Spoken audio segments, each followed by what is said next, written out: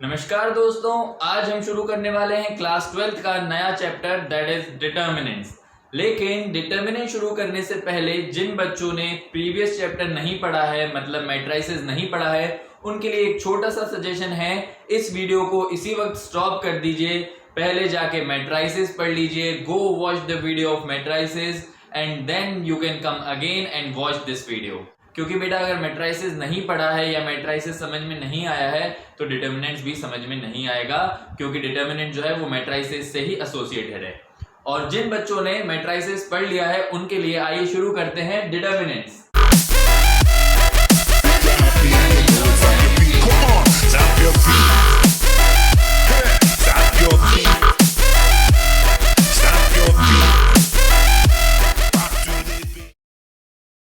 सबसे पहले बात करेंगे डिटर्मिनेंट्स की डेफिनेशन क्या होती है।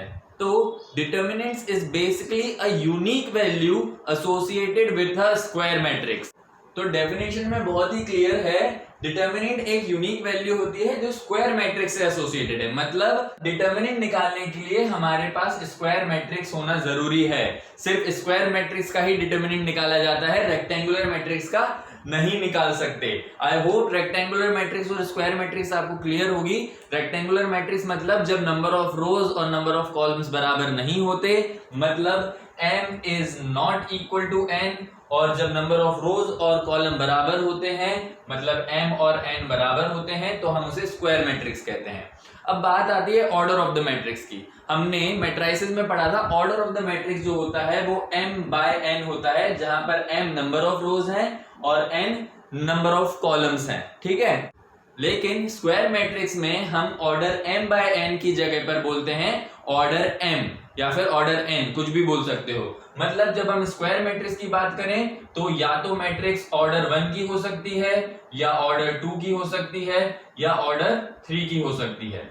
इससे ज्यादा भी हो सकती है, ऑर्डर 4, ऑर्डर 5, ऑर्डर 6। लेकिन हमारे सीबीएसई और आईसीएसई के सिलेबस में सिर्फ ऑर्डर 3 तक की ही मैट्रिक्स पूछी जाती है। तो हम सिर्फ इन 3 ऑर्डर की ही मैट्रिक्स के बारे में बात करेंगे।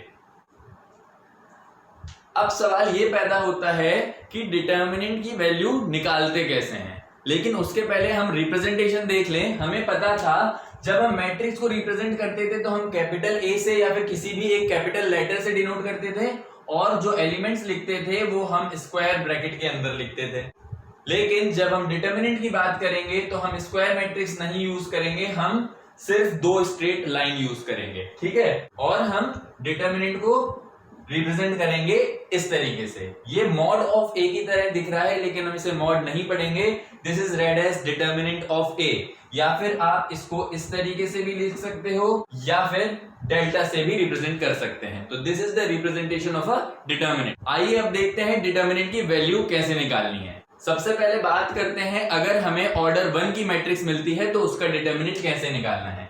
ऑर्डर 1 की मैट्रिक्स का मतलब होता है केवल एक ही एलिमेंट होगा उसमें, मतलब एक रो और एक कॉलम, मतलब एक ही एलिमेंट। मान लेते हैं इस मैट्रिक्स में एक एलिमेंट है दैट इज -12। तो बेटा इस मैट्रिक्स का जो डिटर्मिनेंट होगा that will be equal to -12। मतलब 1 ऑर्डर की मैट्रिक्स का डिटर्मिनेंट सिर्फ वही होता है जो कि उसका एलिमेंट है। Very simple. आगे हम देखते हैं ऑर्डर 2 की मैट्रिक्स का डिटर्मिनेंट कैसे निकालना है, और ये बहुत इंपॉर्टेंट है क्योंकि ऑर्डर 3 की मैट्रिक्स का डिटर्मिनेंट निकालने के लिए भी ऑर्डर 2 का डिटर्मिनेंट आना जरूरी है। तो अगर हमें किसी ऑर्डर 2 की मैट्रिक्स का डिटर्मिनेंट निकालना है, उसके पहले आप एक जेस्चर याद कर लीजिए, वो है ये, ठीक है। क्या बनाया मैंने ऊपर से नीचे तक एरो बनाया, फिर लेफ्ट में गए, फिर ऊपर गए। ये जेस्चर याद कर लीजिए। इसको यूज कैसे करना है वो मैं अभी आपको बताऊंगा, लेकिन ये है क्या पहले वो समझते हैं। हमने क्या करा, सबसे पहले ऊपर से लेके नीचे की तरफ गए, उसके बाद हमने एक माइनस का साइन लगाया, फिर हम नीचे से लेके ऊपर की तरफ गए। ये बात याद रखना है आपको, ये जेस्चर याद करना है। अब अगर ये जेस्चर याद है, इस जेस्चर से डिटर्मिनेंट की वैल्यू कैसे निकालनी है वो भी बता देता हूं। एक मैट्रिक्स ले लेते हैं हम 2x2 की। यहां पर मैंने ले ली 1 2 3 5, ठीक है। ये एक मैट्रिक्स है 2x2 की, मतलब ऑर्डर 2 है इसका अगर हमें डिटर्मिनेंट निकालना है, मतलब डिटर्मिनेंट ऑफ ए, तो इस जेस्चर से निकालेंगे। अभी बताया था इस जेस्चर का मतलब ऊपर से नीचे, फिर माइनस और फिर नीचे से ऊपर, है ना। तो ये ऊपर से नीचे मतलब यहाँ पर 4 एलिमेंट है बेटा, ठीक है। अब सबसे पहले आप ऊपर वाले एलिमेंट से नीचे वाले एलिमेंट की तरफ जाएंगे डायगोनल, तो 1 into 5 करा आपने 5 मिल गया। उसके बाद आपने यहाँ पे माइनस का साइन लगाना था, आपने माइनस का साइन लगा दिया और आप इस एलिमेंट तक आ गए। अब आपको यहाँ से ऊपर की तरफ जाना है डायगोनली, तो अब आप यहाँ से वापस ऊपर की तरफ जाएंगे, 3 into 2 मल्टीप्लाई करा तो 6 आया। यहाँ पे डिटर्मिनेंट की वैल्यू आ गई -1। तो बहुत सिंपल है, अगर ये जेस्चर याद है तो आप किसी भी 2x2 के मैट्रिक्स का डिटर्मिनेंट निकाल सकते हैं। एक और एग्जांपल देख लेते हैं। मान लेते हैं मेरे पास दूसरी मैट्रिक्स है B, इसमें हमने लिख लिए 3 4 1 2, ये हमारी मैट्रिक्स है, ठीक है। अब इसका हमें डिटर्मिनेंट कैसे निकालना है? Determinant of B will be 3 into 2 that is 6, फिर माइनस का साइन और फिर 1 into 4 मतलब 4। तो डिटर्मिनेंट ऑफ B की वैल्यू आ गई बेटा 6 - 4 is 2। बहुत ही सिंपल सा कैलकुलेशन याद रखना है, जब भी आपको 4 एलिमेंट्स मिलेंगे आपको यहां से यहां जाना है, फिर आपको माइनस का साइन लगाना है, फिर आपको यहां से यहां जाना है। इसलिए मैंने आपको ये वाला जेस्चर याद करवाया है। क्लियर हुआ? अब पढ़ते हैं डिटर्मिनेंट ऑफ ऑर्डर 3, मतलब ऑर्डर 3 की मैट्रिक्स का डिटर्मिनेंट कैसे निकालना है। तो मैंने पहले भी बताया था, अगर ऑर्डर 2 की मैट्रिक्स का डिटर्मिनेंट निकालना आ गया तो 3 का भी बहुत आसानी से आ जाएगा। वो जेस्चर बस मत भूलिएगा, ठीक है। हम एक मैट्रिक्स ले लेते हैं ऑर्डर 3 की। इस मैट्रिक्स का डिटर्मिनेंट निकालना है तो ध्यान से देखना, इसके एलिमेंट्स को एक बार फिर से लिख रहा हूं रफ में आपको समझाने के लिए। यही एलिमेंट्स है मैट्रिक्स के। अब हमें क्या करना है, जब ऑर्डर 3 की मैट्रिक्स का डिटर्मिनेंट निकालते हैं तो या तो हम रो के अलोंग एक्सपेंड करते हैं या कॉलम के अलोंग एक्सपेंड करते हैं। कोई सी भी रो के अलोंग एक्सपेंड कर सकते हैं या फिर कोई से भी कॉलम के अलोंग एक्सपेंड कर सकते हैं। अब कैसे एक्सपेंड करते हैं वो बता देता हूं। मान लेते हैं मैं रो 1 के अलोंग एक्सपेंड कर रहा हूं। रो 1 मतलब ये वाली रो, तो यहां पर हम लिखेंगे एक्सपेंडिंग अलोंग रो 1। अब एक्सपेंड कैसे करते हैं वो देखना बेटा। रो 1 में 3 एलिमेंट्स हैं, 1 2 और 3। सबसे पहले आप पहला एलिमेंट लिख देंगे, यहां पर मैंने लिखा 1। अब हम क्या करेंगे, जब जो एलिमेंट हमने लिख दिया है उसकी पूरी रो मिटा देंगे और उसका पूरा कॉलम मिटा देंगे। मैंने रफ में इसलिए लिखा है ताकि मैं आपको समझा सकूं। आप क्वेश्चन सॉल्व करते टाइम तो मिटा नहीं सकते, आप बस ये वाली रो और ये वाली कॉलम को भूल जाना। फिलहाल के लिए मैंने मिटा दी। अब मेरे पास आए 4 एलिमेंट्स, इन 4 एलिमेंट से मिलकर एक 2x2 का डिटर्मिनेंट बन रहा है। और 2x2 का डिटर्मिनेंट निकालना मैंने सिखाया है, इसको इससे मल्टीप्लाई करते हैं, फिर माइनस लगा के इसको इससे मल्टीप्लाई करते हैं। 9 5 45, फिर हम माइनस का साइन लगाएंगे, 8 6 48, ये आ गया, ठीक है। इसके बाद आप दूसरा एलिमेंट लिखोगे, फिर से लिख देता हूं मैं। यहाँ पे हमारे पास एलिमेंट्स थे 1 2 3 4 5 6 7 8 9। अब जब हम दूसरा एलिमेंट लिखेंगे मतलब ये वाला, तो हमने यहाँ पे साइन लगाया -2, माइनस का साइन। पहले प्लस था फिर माइनस। अब क्या करा, ये 2 वाला पूरा कॉलम मिटा दिया और 2 वाली पूरी रो मिटा दी।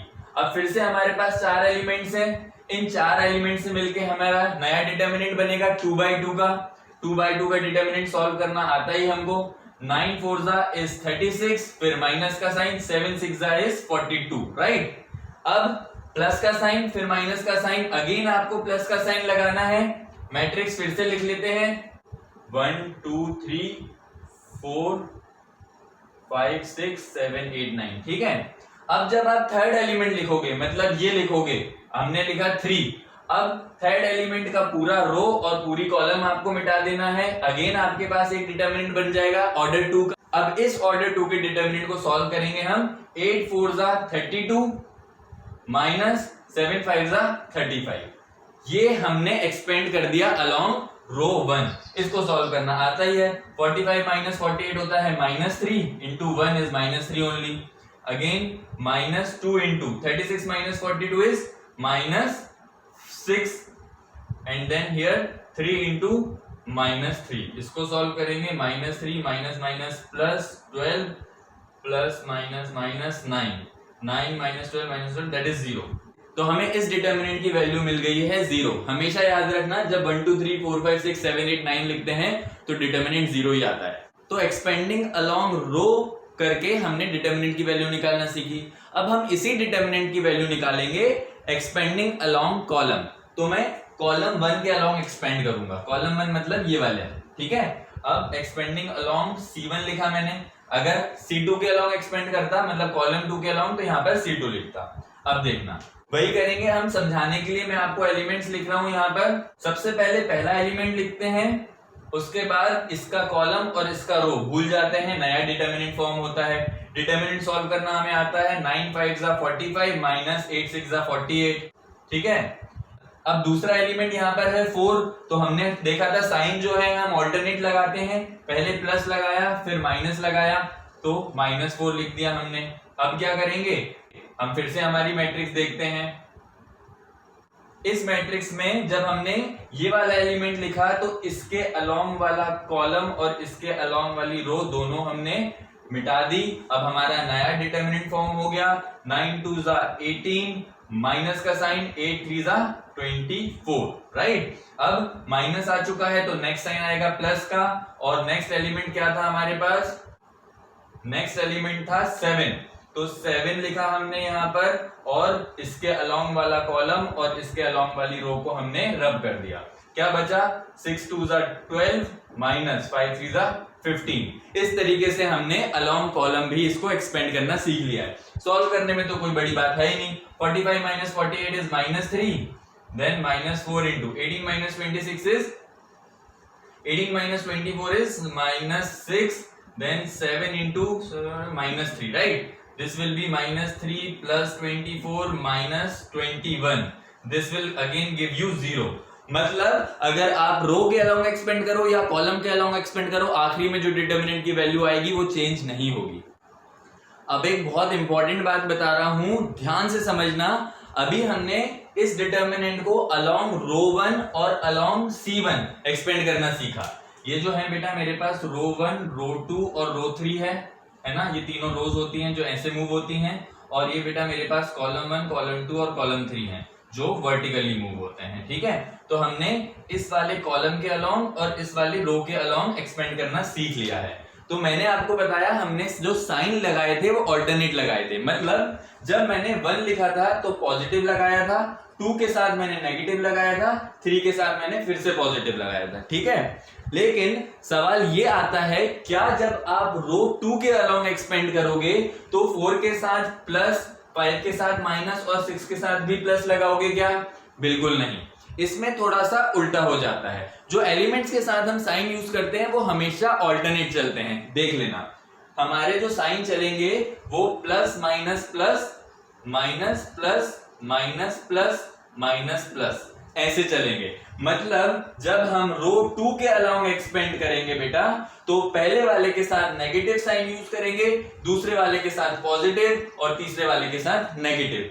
ये याद रख लेना, जो भी साइन हम लगाएंगे वो हमेशा ऑल्टरनेट लगाते हैं, plus minus plus, minus plus minus, plus minus plus. मतलब जो हमारा डिटर्मिनेंट बना था जब हमने रो 1 के अलोंग एक्सपेंड करा था तो प्लस माइनस प्लस लिया था, जब हमने कॉलम 1 के अलोंग एक्सपेंड करा था तो भी प्लस माइनस प्लस लिया था। लेकिन जब रो 2 के अलोंग एक्सपेंड करेंगे तो माइनस प्लस माइनस लेंगे, या कॉलम 2 के अलोंग एक्सपेंड करेंगे तो भी माइनस प्लस माइनस ही लेंगे। इसको याद रख लेना कि साइन कौन सा कहां यूज करना है। याद करने वाली वैसे इतनी बड़ी बात नहीं है, इतना बस ध्यान रखना है कि साइन ऑल्टरनेट लगते हैं। और सिंपल सा तरीका बताऊं तो प्लस माइनस प्लस ही याद रखो, सिर्फ रो 2 और कॉलम 2 में उल्टा हो जाता है, माइनस प्लस माइनस।